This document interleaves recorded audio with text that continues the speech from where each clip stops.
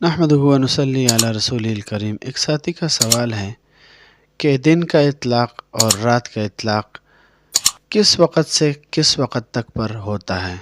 الجواب حامداً و مسلیاً اما بعد۔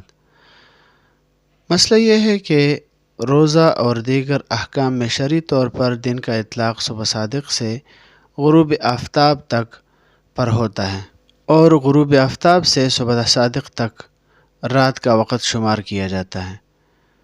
لہٰذا اگر کوئی شخص عشاء اور وتر کی نماز رات کے ابتدائی حصے میں نہ پڑھ سکا ہو تو صبح صادق سے پہلے جب بھی ادا کرے گا وہ ادا ہی شمار ہوگی، اس کے بعد قضا شمار ہوگی۔ صبح صادق سے لے کر غروب آفتاب تک کا جو وقت ہے اس کے نصف کو نصف نہار شرعی کہا جاتا ہے۔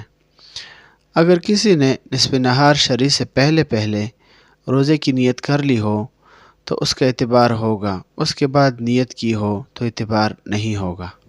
اور طلوع آفتاب سے غروب آفتاب تک کا جو وقت ہے اس کے نصف کو نصف نہار عرفی کہا جاتا ہے۔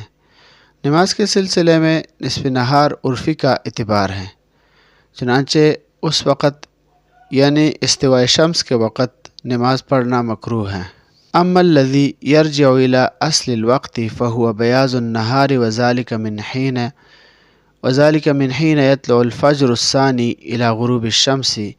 بدائع الثناء کا حوالہ ہے، جلد نمبر 2 صفحہ نمبر 77، کتاب الصوم شرائط الصوم، اور اسی طرح حاشیۃ الطحطاوی علی مراقی الفلاح صفحہ نمبر 346 پہ کتاب الصوم کے اندر۔